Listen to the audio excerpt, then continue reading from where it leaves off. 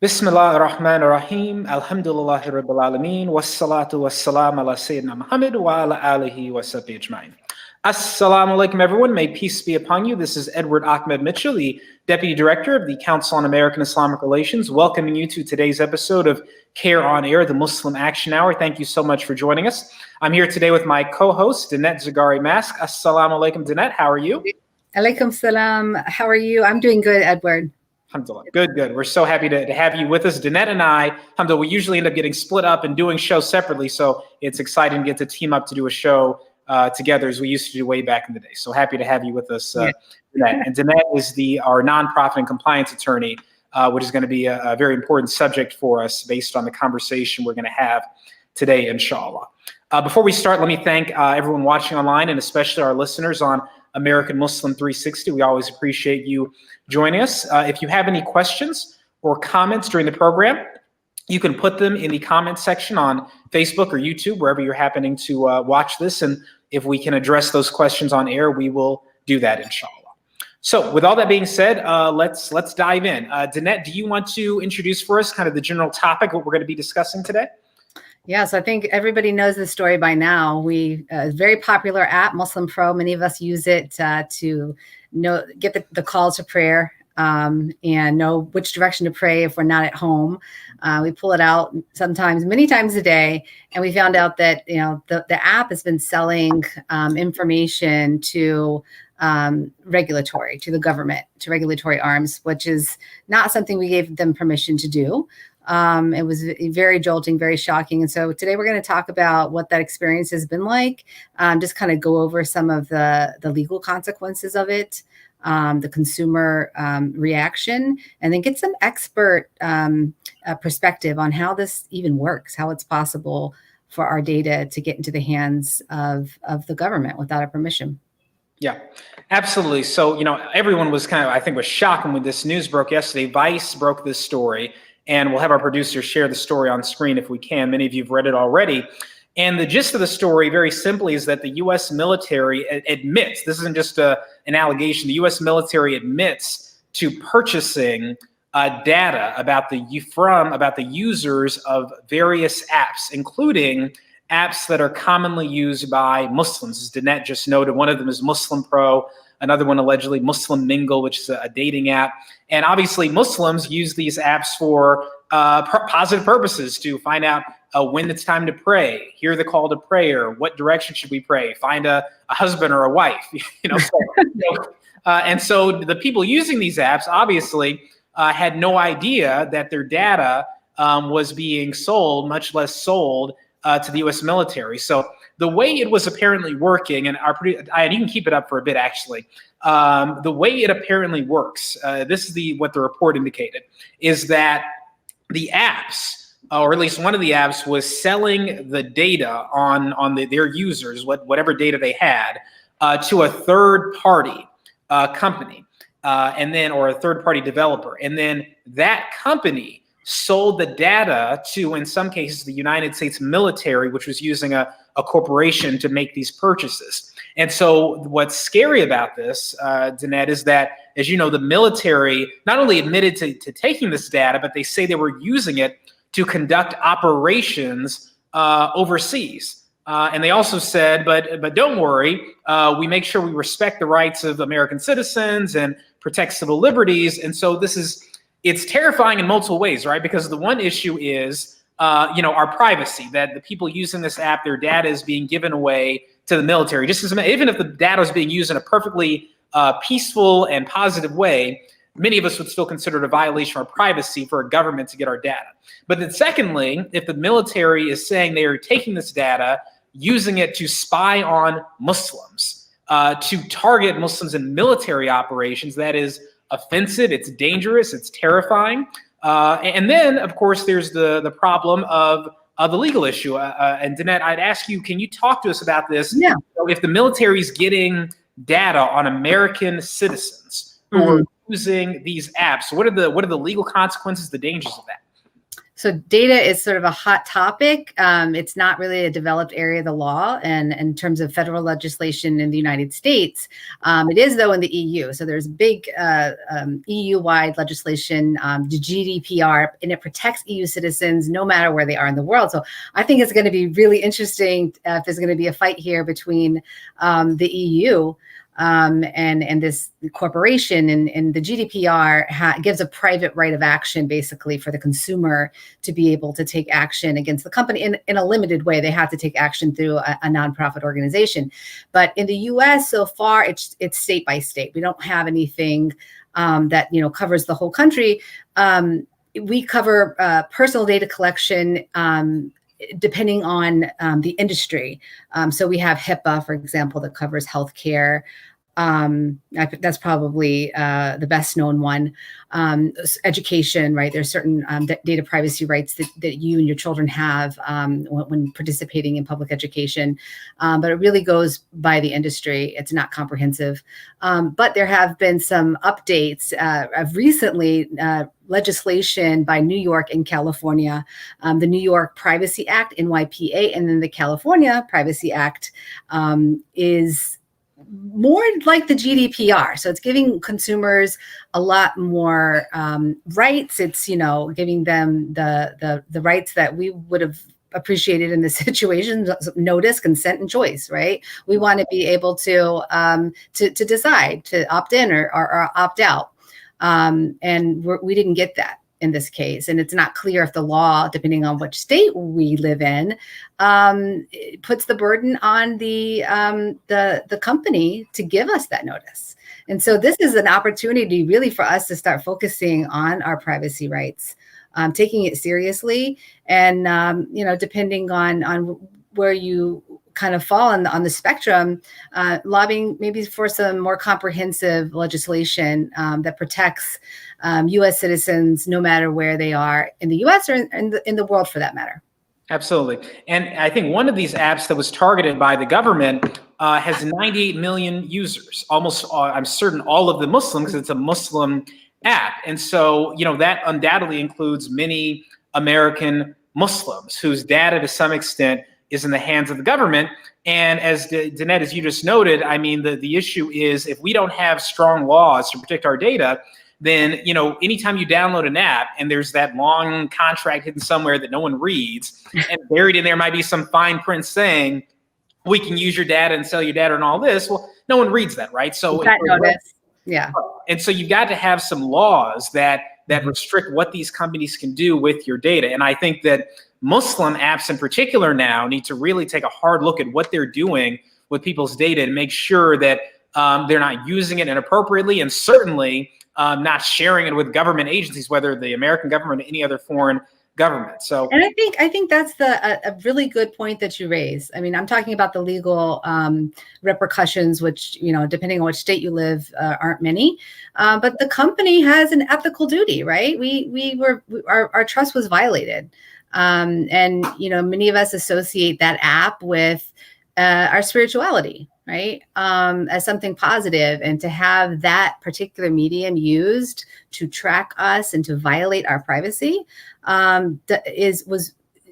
it ruined, I think, the reputational currency, for me at least, for this company. I asked everyone in my family to take it down, so it prompted a whole discussion at dinner last night. And I'm more leery now. I'm more worried about where my data is and who has it. What are they doing with it? Yeah.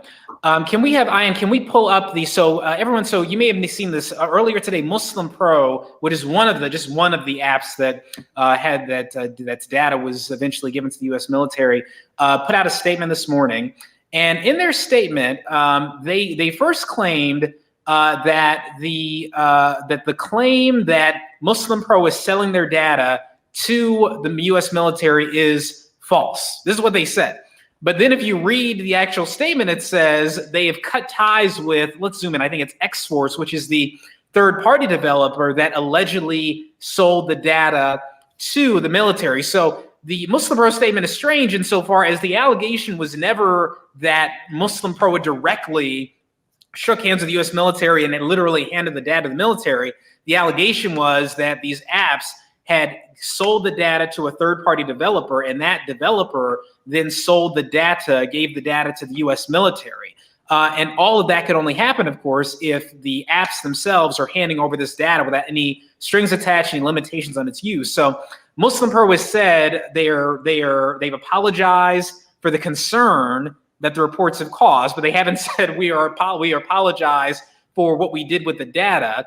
And they've said it's not, the allegation isn't true, but again, they've got to address the actual allegation, which is that your data was given to a third-party developer, and that developer or company then gave the data, sold the data to the U.S. military. That's the allegation that needs to be addressed very clearly by Muslim Pro.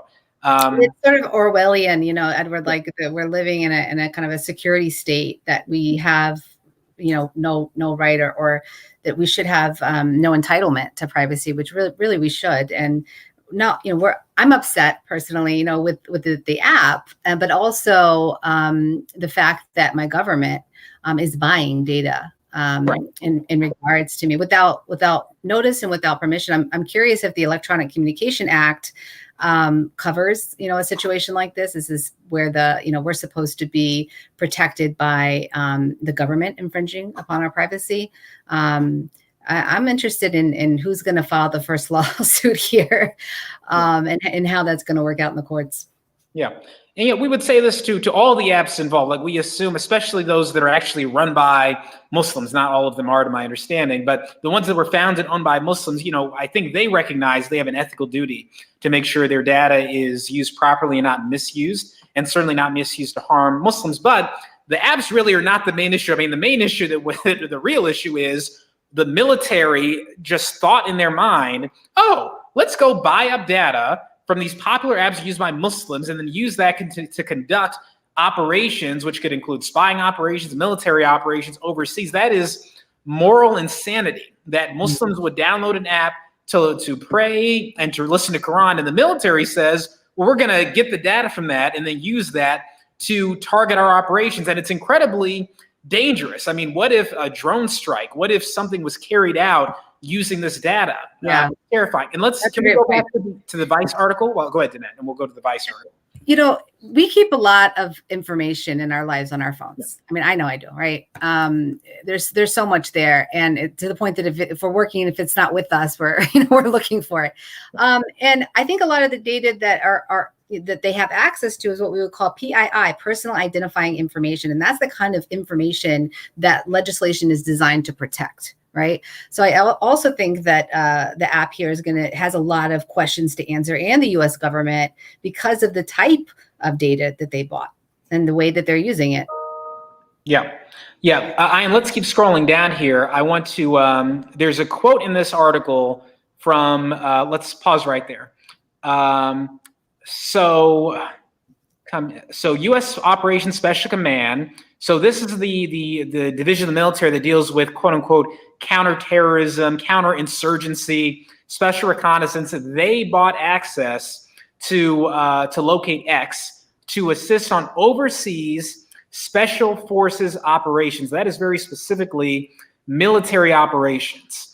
And the data they were getting specifically involves location data. So the movements that people are making, where people are. So you can the article is very clearly indicating a military use of this, possibly to launch attacks on people. And we know that hundreds, if not thousands, of innocent Muslims in Yemen and Pakistan and Africa and African countries have been killed in American drone strikes overseas. Let's keep scrolling down.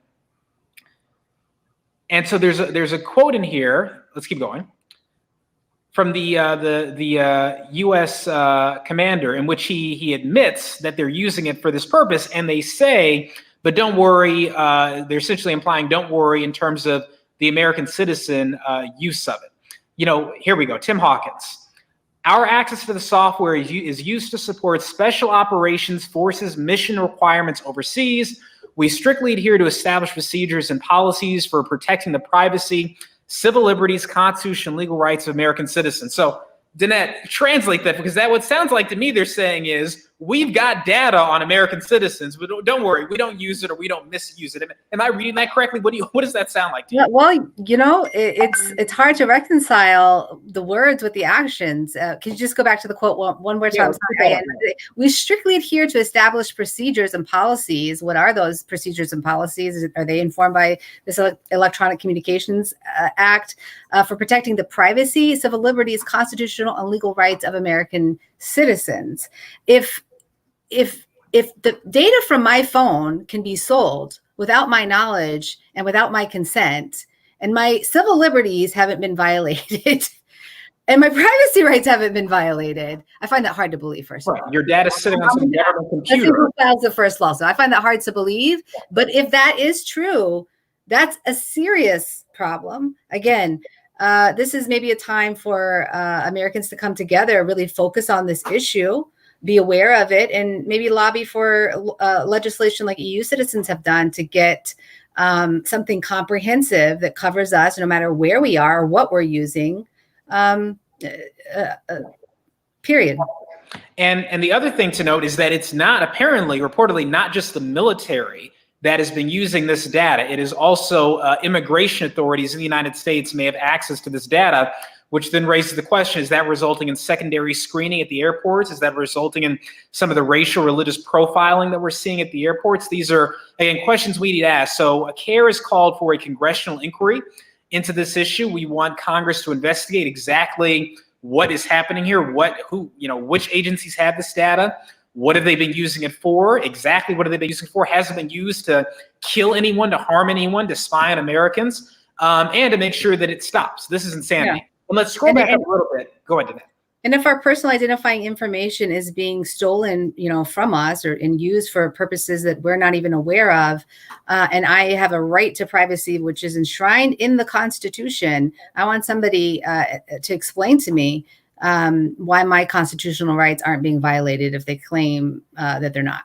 Yeah, and we're going to bring on a special guest right now, but the last thing I want to note is, so what Muslim Pro said in their statement is that, their data is that the data that they have and they shared is anonymized, that people can use Muslim Pro without signing up, which is true. But I'm pretty sure we all know that once you download something onto your phone, that is connected to you. And if someone can access the app or the data, they might be able to figure out who you are. And in fact, a source told Vice that even though the data is anonymized, quote, we could absolutely de-anonymize a person.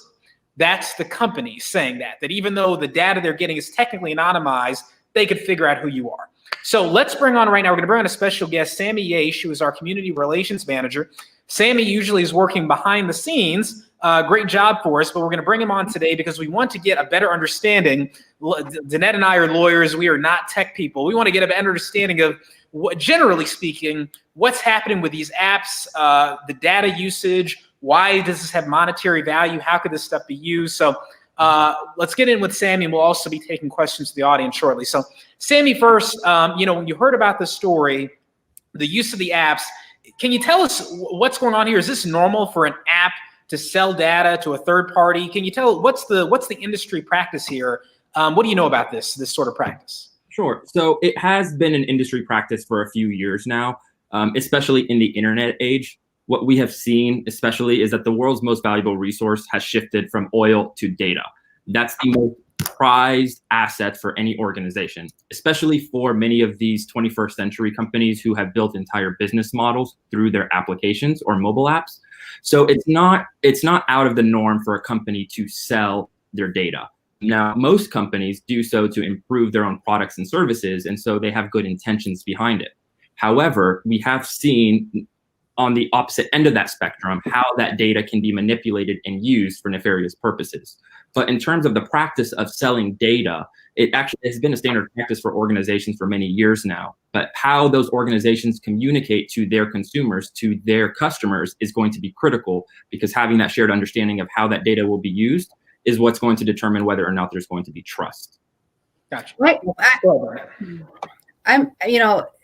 This has happened, right? This is not the first time that, it's been revealed that data has been sold. And companies have gotten in trouble for it. I mean, I remember Amazon Echo it secretly recorded private conversations with, Alexa. That's why a lot of us don't have it in our house. It was found that the Federal Wiretap Act basically, it makes it a crime to intentionally intercept a private communication.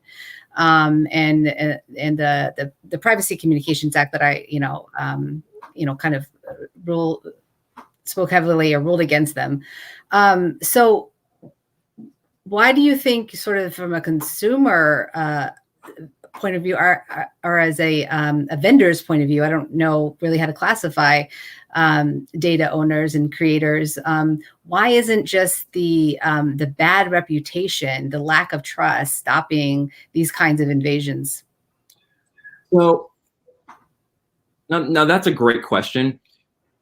When it comes to the way companies use data, now most of it is they're tracking how you're interacting with the application. Basic questions can be, how often are you opening the app? What parts of the application are you going to? What does that tell me based on how you're using the app, how we can improve on our end so that you can continue using our services? Now, where it gets tricky is when you start to involve third-party players, that data will be used and how that data will be shared.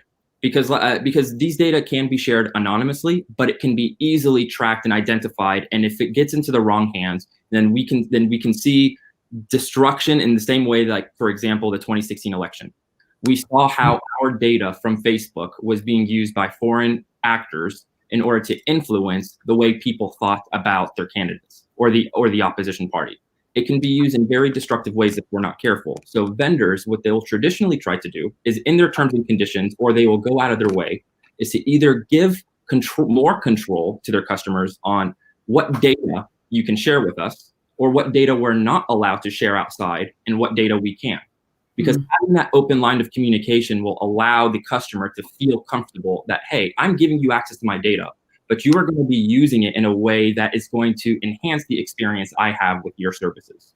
So establishing that trust is important. And if you don't establish that at the beginning, then disasters like what we see right now with Muslim Pro can get extremely out of hand because you have a complete lack of transparency and a complete lack of understanding that how we use these applications, how is that data going to be used? And what we see right now is now the US military has their hands on it. Right. And it's done. I mean, the data is out there. They've got it. So, it's a scary thing. So, Sammy, so essentially what you've indicated to us is this is pretty common for the data to be sold.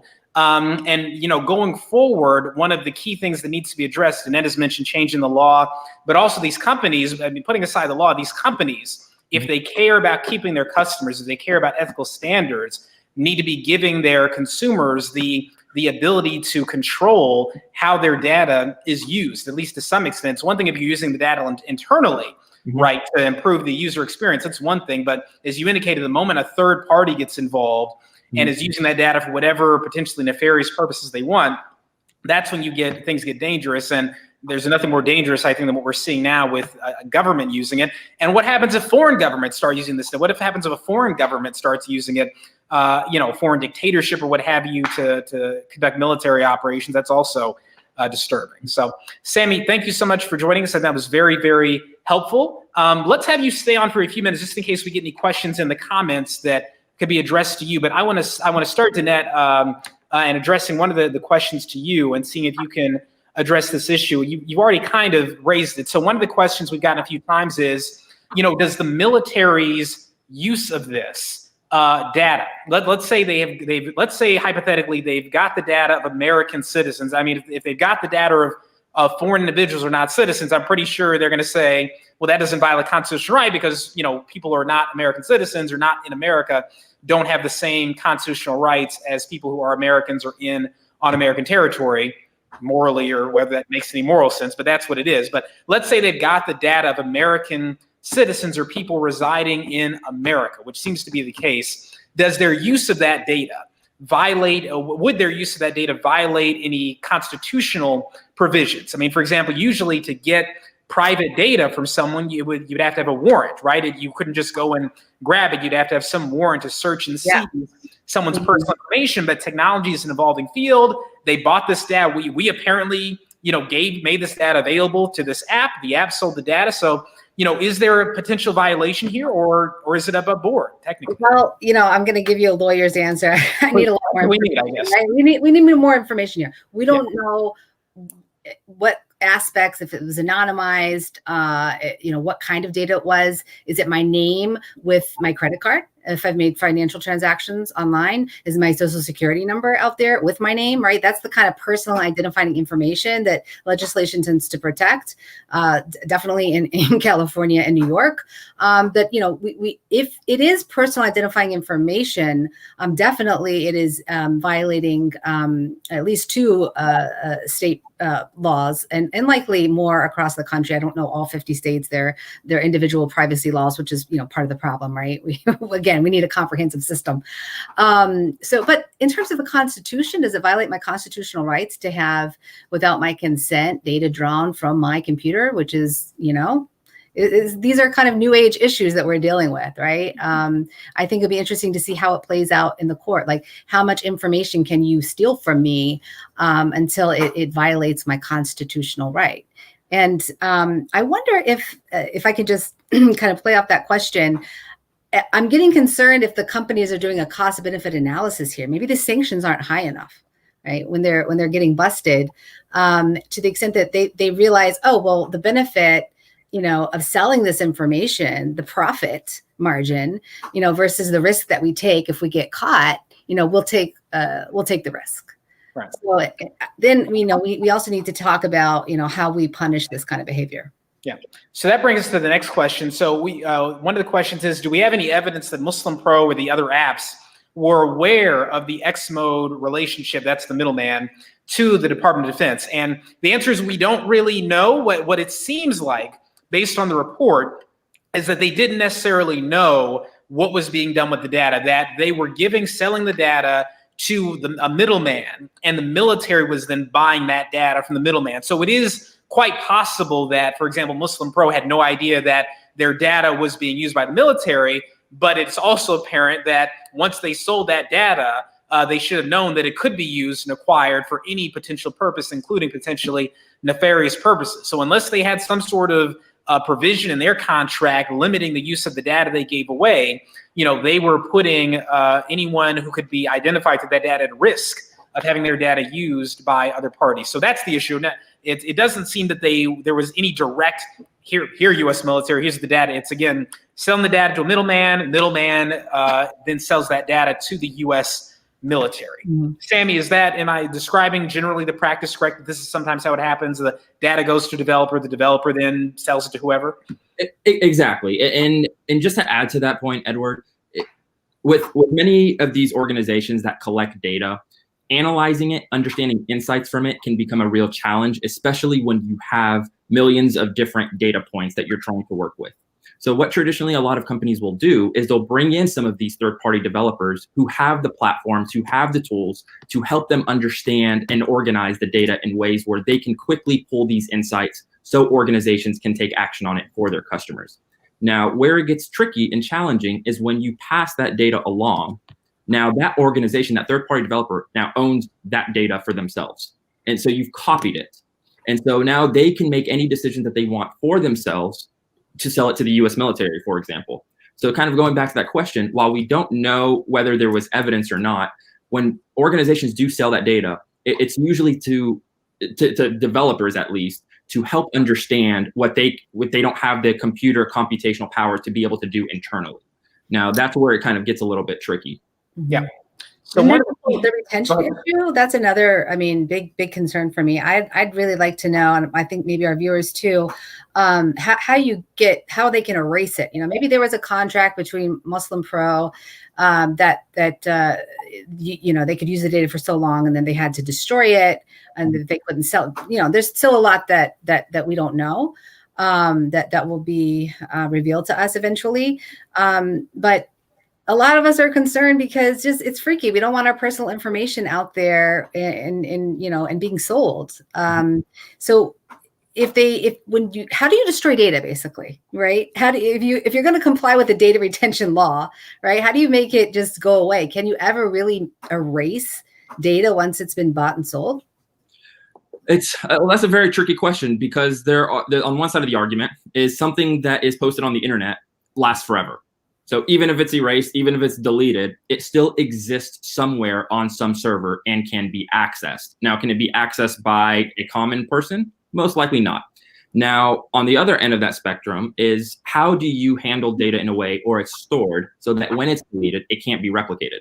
That kind of gets very technical in nature, but we should be mindful of that what we share or what we post or engage, whether it's through our phones or through on the internet, we can rest assured that it's out there, and it will probably always be out there. Wow. Now, so that it does get a little bit scary, and it has to be a little bit more. In terms of this fine print, maybe as consumers, since our states aren't necessarily protecting us, we need to get into the fine print more with these apps. We need to look and see if there's a notice, if there's a choice provision, a consent provision, if there's a data retention limit on it, if there's a purpose limitation, right, for what they can use it for. We're going to have to police the industry and pause before we just click apps and add them to our phones. Right. So we're almost out of time, but I want to jump to. We've got a few more questions, and I'm gonna try to run through them quickly, inshallah, and then we may have to continue this conversation. But one question was, what specific data should I be concerned with? And again, we don't know exactly what data was shared. Some of these apps are anonymized. For example, Muslim Pro, people don't have to sign up or subscribe. But again, what the article indicates is that your data could be de-anonymized, and people can still figure out who you are. And in fact, I see one quote here that Wi-Fi networks might have been identified. And what the military indicated is location data is the key thing they were using. So that's a key concern, is your movements, the movements that people are using these apps. Another question was the Bill of Rights issues. That I think that's been addressed. We don't know. Certainly if someone suddenly arrested you and wanted to prosecute you based on data that was acquired, through this third-party app, that's going to be a court fight, no doubt. I'm sure there'll be lots of motions filing right and left by attorneys if that were to happen. Another question was, should CAIR provide an ethical clause for app creators to include in every sale of data? That's interesting, something for our legal team maybe to talk about and think about what role we could play in helping to address this issue for any Muslim apps that want to make sure this doesn't happen in the future. I'm sure that's something we could talk about and consider. And then I think Danette mentioned the idea of lawsuits, a class action lawsuit.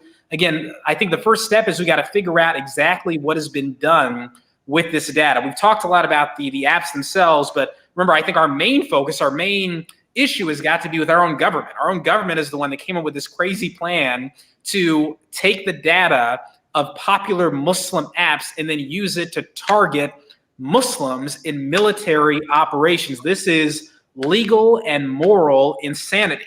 And so that's why we called for congressional inquiry. We need Congress. We can't just rely on the Pentagon to explain it. We need Congress to figure out exactly which government agencies have this data, exactly what they've been doing with this data, and to make sure that they stop using this data in the future. This is insane to be targeting Muslims in this way through the apps that we use. We need to know exactly what's been happening, and it's got to stop, inshallah. With that, I think we're about out of time. I want to thank Sammy so much. Thank you for joining us. We really appreciate the insight you provided. Danette, thank you as well for co-hosting and for the excellent guidance you provided about the legal issues, the privacy issues, and I think we're going to have to all come back and continue this conversation, inshallah, in the days and weeks ahead. Our advice to the Muslim community is, for now, we would advise you not to use the targeted apps until these apps clearly explain what has been going on with their data and clearly indicate that the data is no longer being used by any government or otherwise shared with third parties who are misusing the data, inshallah. So with that, thank you all so much for joining us. May Allah keep us safe and may Allah guide us to advance justice, not only for ourselves, American citizens, for people all around the world, including the Ummah. We'll see you all Thursday at 3 o'clock for the next episode of CAIR on Air, the Muslim Action Hour, inshallah. Until then, assalamu alaikum. May peace be upon you.